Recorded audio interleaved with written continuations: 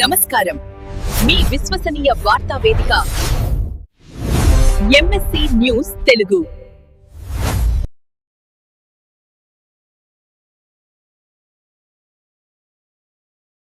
మనస్ఫూర్తిగా హృదయపూర్వక నమస్కారం. చాలా సంతోషం, మీరెన్నుకున్న ఈ ప్రజా ప్రభుత్వంలో పేదవాడి కష్టాలు తెలిసిన ఈ ప్రభుత్వం పేదింటి ఆడబిడ్డ ఇంటికి 200 యూనిట్ల ఉచిత కరెంట్ ఇవ్వాలని ఇచ్చిన మాట ప్రకారం రాష్ట్ర వ్యాప్తంగా వేలాది కోట్ల రూపాయల ఖర్చైనా పేదవాడికి మంచి చేయాలనే తపనతో ఈ ప్రభుత్వం 200 యూనిట్ల ఉచిత కరెంట్ ఇచ్చింది. ఉచిత కరెంట్ ఇవ్వటమే కాదు, కాంగ్రెస్ ప్రభుత్వం అంటేనే ఫ్రీ కరెంటు.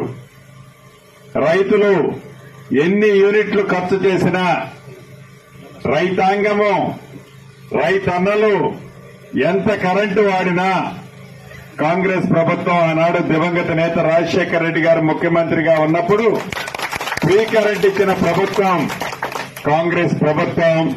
ఫ్రీ కరెంట్ అంటేనే కాంగ్రెస్ ప్రభుత్వానికి పేటెంట్.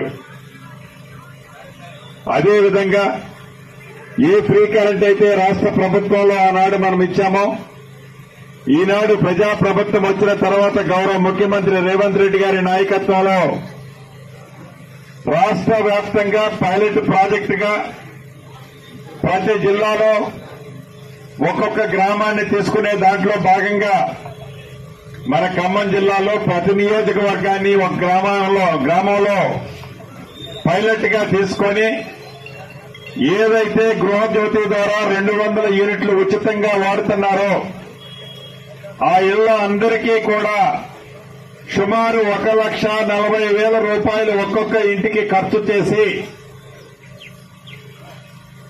200 యూనిట్లు వాడే ఇంటి కోసమని 250 నుంచి 270 యూనిట్లు వచ్చే విధంగా కరెంటు ఉత్పత్తి అయ్యే విధంగా సోలార్ ప్లాంట్లను ఏర్పాటు చేయడం జరుగుతుంది.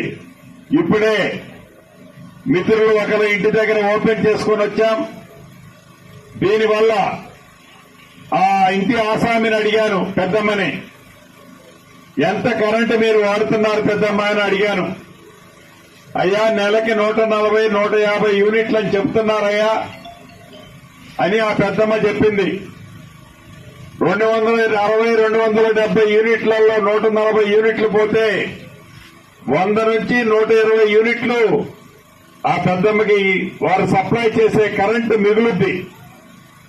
దాన్ని గ్రిడ్ కలిపి సుమారు ప్రతి యూనిట్ ₹2.60 చొప్పున ప్రతి నెల వారు ఖర్చు చేయంగా వారు ఉత్పత్తి చేసే కరెంటుకి మిగిలిన దానికి డబ్బులు వారి ఖాతాలో జమ చేసే విధంగా పైలట్ ప్రాజెక్టుగా సుమారు 100 కోట్ల రూపాయలు ఖర్చు చేసి మన గ్రామంలో ఈ రోజు లాంఛనంగా ప్రారంభించుకున్నాం. అంతేకాదు, విద్యుత్ మోటార్లకు కూడా రైతన్నలకి విద్యుత్ అంతరాయం కలగకుండా ఉండే విధంగా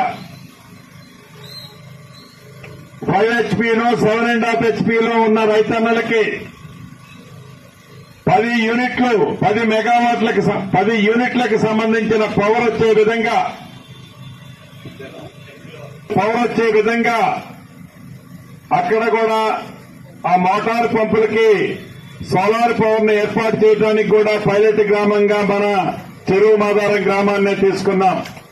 అంటే సుమారు 200 నుంచి 225 కోట్ల రూపాయలు పైలట్ గ్రామమైన మన చెరువు మాదారం గ్రామానికి మా రైతన్నల కోసమైతే, మా పేదింటి ఆడబిడ్డల కరెంటు కోసమైతే ఇది ఏర్పాటు చేయడం జరుగుతుంది. దీనివల్ల ప్రభుత్వం నుంచి వచ్చే కరెంటు ఎప్పుడైనా అంతరాయం ఉండొచ్చేమో కానీ మా ఈ సోలార్ పవర్ దగ్గర వచ్చే కరెంటులో అంతరాయం రాదు. పొల్యూషన్ లేని కరెంటు వస్తుంది. మీ ఇంట్లోనే, మీ ఇంటి మీదనే కరెంటు తయారవుతుంటది, మీకు ఆ కరెంటు వస్తుంటది. కాబట్టి శుభసూచకం.